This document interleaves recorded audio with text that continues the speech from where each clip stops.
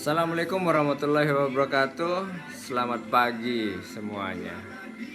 Apa kabar hari Minggu ini? Semoga sehat semua ya. Jadi saya pengen membahas hari Minggu ini. Tadinya nggak pengen yang berat-berat karena ini hari Minggu, tapi karena desakan, karena kondisi penegakan hukum kita khususnya di Nusa Tenggara Barat ini sangat memprihatinkan. Banyak kasus-kasus yang belum selesai, yang masih mengendap, yang menjadi PR aparat penegak hukum. Kita lebih mengerucut lagi ke Lombok Tengah misalnya. Sangat banyak kasus-kasus yang tidak selesai. Dari kasus desa, ADD, Raskin, kemudian kasus pembakaran mobil dan rumah, kemudian kasus pembakaran rumah Ketua Walhi NTB misalnya, menjadi atensi nasional.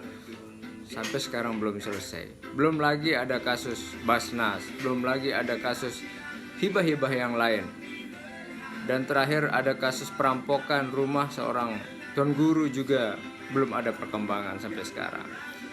Sehingga banyak masyarakat yang pesimis dan kurang percaya terhadap aparat penegak hukum karena kasus-kasus ini tidak bisa selesai. Tentu ini kita ingin mendorong kepada Kapolres, Kapolda, Kejaksaan Negeri maupun Kejaksaan Tinggi untuk menyelesaikan kasus-kasus itu. Termasuk Kejaksaan Tinggi misalnya.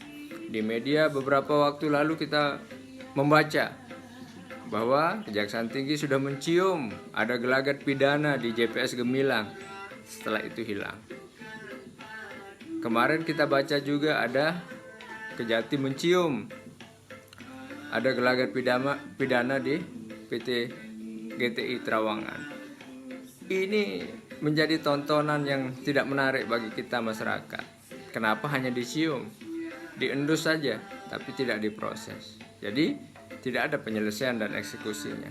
Nah, kembali di Lombok Tengah. Kasus-kasus ini tentu saja menjadi atensi kita semua, menjadi perhatian kita semua.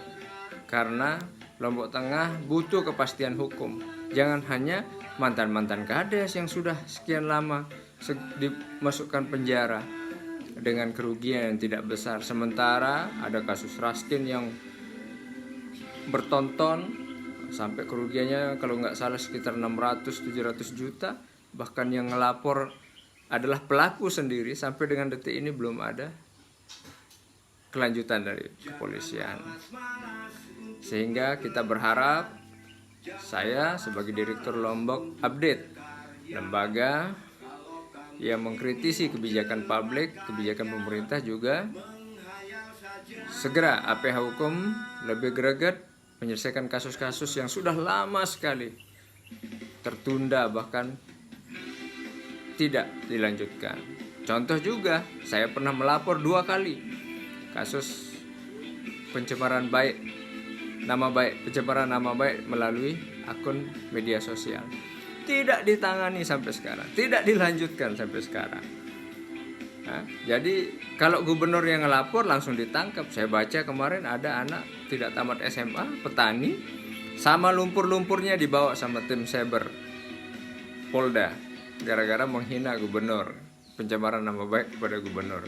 Tapi kalau kepada rakyat biasa seperti kita ini tidak diselesaikan kasusnya. Sehingga saya juga pesimis kasus laporan Direktur Rumah Sakit Praya terhadap kawan-kawan oknum Henry Foundation kemarin juga tidak akan jalan. Jadi santai saja. Sehingga kita melihat Lombok Tengah ini seperti apa ya. Jadi kawan-kawan bisa menilai sendiri seperti apa aparat penegak hukum kita. Apakah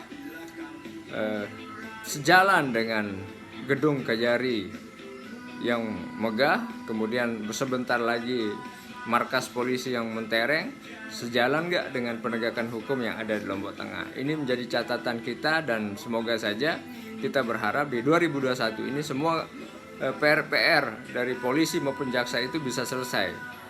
Banyak sekali yang kita sudah baca, kita sudah lihat, kita sudah dengar dan saksikan sendiri. Kepala-kepala dinas yang terlibat bahkan sudah sampai diperiksa bahkan tersangka pun ada yang SP3 segala macam. Ini sungguh luar biasa. Jadi tolong Pak Kapolres, Pak Kajari, kami berharap kepada Anda sebagai aparat penegak hukum untuk menyelesaikan kasus-kasus yang masih tertunda tersebut. Jangan sampai menunggu masyarakat membuat parlemen jalanan. Dan teman-teman Dewan, kontrol Anda juga ditunggu oleh rakyat yang Anda wakili. Kontrol semua lini-lini kekuasaan kebijakan publik yang tidak sesuai dengan amanah rakyat, yang tidak pro rakyat. Kontrol, kritisi, teriaki mereka. Jangan Anda diam, karena Anda digaji dan difasilitasi oleh rakyat. Itu saja. Semoga kita selalu sehat dan terus berjuang. Sekecil apapun usaha kita untuk membuka tabir kejahatan dan membela kebenaran pasti akan bermanfaat. Saya Samsul Komar, Direktur Lombok Update. Billahi taufiq wal hidayah. Wassalamualaikum warahmatullahi wabarakatuh.